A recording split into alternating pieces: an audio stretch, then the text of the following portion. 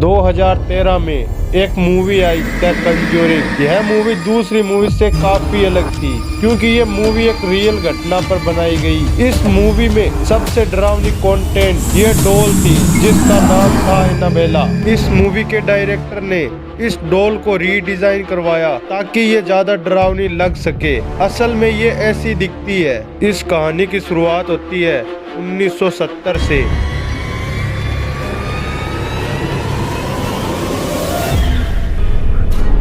एक लड़की थी जिसका नाम था डेना। उसकी माँ ने उसे एक डॉल गिफ्ट की क्योंकि उसे बचपन से ही गुड़िया पसंद थी और यह कॉलेज में होते हुए भी इन गुड़ियाओं के साथ खेलती थी। डोना उस टाइम एक नर्स की पढ़ाई कर रही थी। उसकी एक दोस्त थी एंजिया। वो दोनों एक ही अपार्टमेंट में एक साथ रहते थे। जब डोना की माँ ने उसे डॉल दी तो वह बहुत खुश हो गई और डॉल लेकर बेड पर रख दी। जब कुछ टाइम बाद एंजिया और डोना ने देखा तो वह डॉल अपनी जगह से दूसरी जगह चली गई। ऐसा रोज होने लगा। जब डोना और एंजिया उसे किसी कमरे में रख कर जाती और कॉलेज से जब वापस आती तो वो उन्हें उस कमरे में नहीं मिलती, वो उन्हें दूसरे कमरे में मिलती। ऐसा रोज होने लगा और एक दिन जब वो कॉलेज से वापस आई एंजिया और डोना तो उन्होंने देखा कि बहुत से पेज लिखे हुए हैं। उन पे लिखा हुआ है हेल्प अस, हेल्प अस। जब एक दिन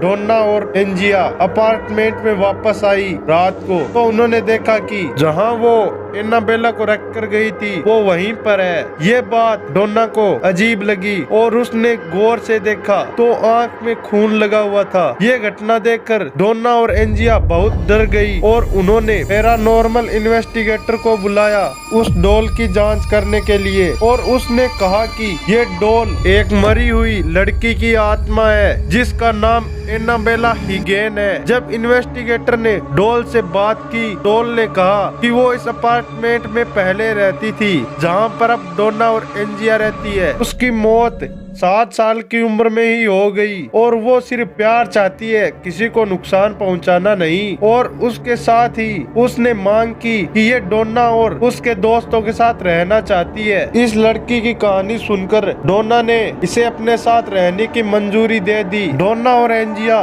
का एक दोस्त था ल्यू, वो भी उनके साथ ही रहता था दूसरे कमरे में। ल्यू का कुछ और ही मानना था। उसे ये डॉल शुरू से ही पसंद नहीं थी और यह उसे साथ नहीं रखना चाहता था। पर डोना ने ल्यू की बात नहीं मानी और उसे अपने साथ अपार्टमेंट में रखने का निर्णय किया। जब एक रात ल्यू अपने कमरे में सो रहा था तो उसकी अचानक नींद खुली और वो महसूस कर रहा था कि उसका शरीर नहीं हिल रहा है और उसे एक बच्चे की हंसी सुनाई दे रही थी। जब उसने नीचे की तरफ देखा तो उसकी तरफ एनाबेला आ रही थी और वो एनाबेला को देखकर बेहोश हो गया। जब वो सुबह खड़ा हुआ तो उसे कुछ पता नहीं चल रहा था कि उसके साथ रात को क्या हुआ। उसने सपना देखा या फिर वो हकीकत थी। एक दिन डोना घर पर नहीं थी। एंजिया और लू घर पर अकेले थे और उन्होंने डोना के कमरे से आवाज सुनाई दी। जब लू ने जाकर देखा तो रूम में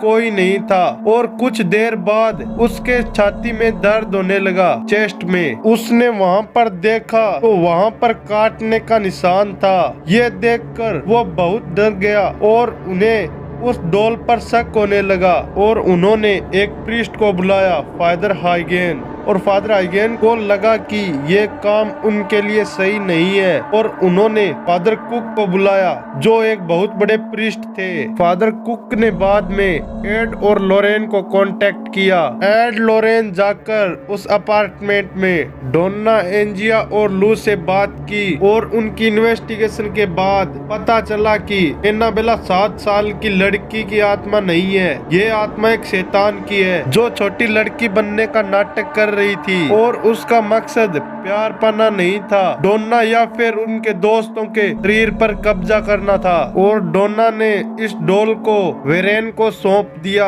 और एड और लोरेन ने उस डॉल को अपने साथ रखने का फैसला किया और उसे अपने घर ले गए। और उन्होंने एनाबेला को घर ले जाने में बहुत परेशानियों का सामना किया। एक दिन लोरेन के घर फादर जेसन आए एनाबेला को देखने के लिए और उन्होंने कहा तुम एक डॉल हो, तुम किसी का कुछ नहीं बिगाड़ सकती। ये सुनने के बाद लोरेन ने कहा कि आपने एनाबेला को गुस्सा दिला दिया है ये बात कहकर, अब आप घर जाकर मुझे फोन कर देना। जब कुछ घंटों बाद फोन आया तो पता चला उनका एक्सीडेंट हो गया है और वो मरते मरते बचे हैं। लोरेन ने ये डिसाइड किया कि अब एनाबेला को एक स्पेशल वुडन केस में रखा जाएगा और उसे ओक म्यूजियम में ले जाया जाएगा जहाँ वो अब भी है। तो कैसी लगी है एनाबेला की रियल स्टोरी?